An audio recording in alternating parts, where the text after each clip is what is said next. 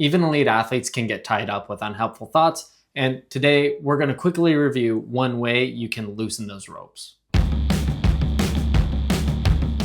In a previous video, I described how everyone gets unhelpful thoughts, and I label these unhelpful thoughts as ropes. If you haven't seen that video, I highly encourage that you pause this video, check out that video, and then jump back to this one. And in that video, I tell you that one way we can loosen those ropes is by labeling. And I encouraged you to find labels for the ropes that you might have in your own life. And I also told you about an athlete who named his rope Matilda, which is a silly name, but that was actually by design. Today, I want to tell you why you should give your ropes, your unhelpful thoughts, silly names. So to really set the ground for why you should give your ropes silly names, I want to give you a case study of an athlete, high school athlete, and he experiences a lot of perfectionistic thoughts. These thoughts are largely unhelpful for him.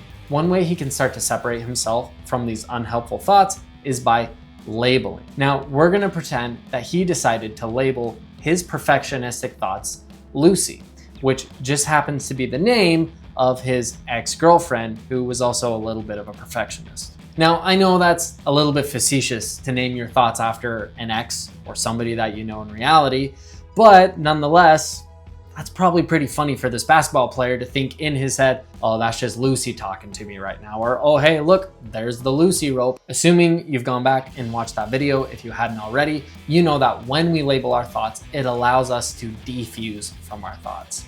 And this effect seems to be stronger when the label we give our thoughts and our ropes is funny or silly. We just can't take it as serious. And our brain really says, okay, this isn't a threat. It's actually kind of a funny joke. Here's an example to help you understand. Harry Potter and the Prisoner of Azkaban. There's a notorious scene where the young wizards have to face a wardrobe and their greatest fear comes out of the wardrobe. The professor describes to them that a way they can defeat their fear is by trying to make it silly, or in this case, ridiculous, which also happens to be the name of the spell. First up is Neville, and he describes to the teacher that his greatest fear is Professor Snape. The teacher then suggests to Neville that when he uses the ridiculous spell, he should imagine Snape wearing his grandmother's clothes. Then steps up Ron Weasley, and he's afraid of big spiders, and he uses the ridiculous spell. Then the spider is in roller skates, can't stand. The point is this. It's really hard to be afraid of Professor Snape when he's dressed as a grandma. It's really hard to be afraid of spiders when they're wearing roller skates. And it's really hard to take your thoughts too seriously when you've named them Lucy or Matilda or any other range of silly name that you might come up with. And one way I help the people who I work with find silly names for their ropes is by using Claude. We're just going to go with the example of the basketball with perfectionism again. I'm a basketball player who experiences perfectionistic thoughts. Help me find a silly name for my thoughts and make it funny. Alrighty, and so that just gave me a couple one here.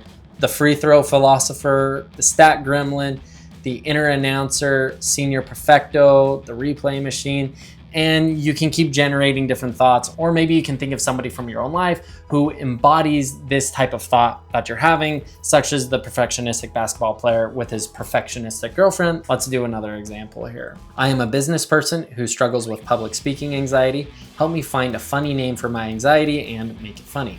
The boardroom banshee, Sir Sweats a Lot, Karen from Catastrophizing. My wife's name is Karen. Gerald, just Gerald, a sad little man in an ill-fitting suit who stands up every time you get near a microphone and whispers, "What if you forget the words though?" I am a coach who can get overheated and lose my emotional control. Help me find a funny name for my anger and make it silly, silly, silly.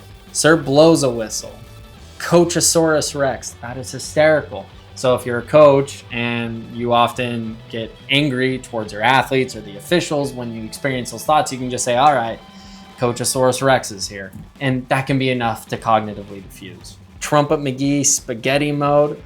So you could say like, oh, I'm totally going spaghetti mode right now. When the ropes are pulling hard, name them to tame them.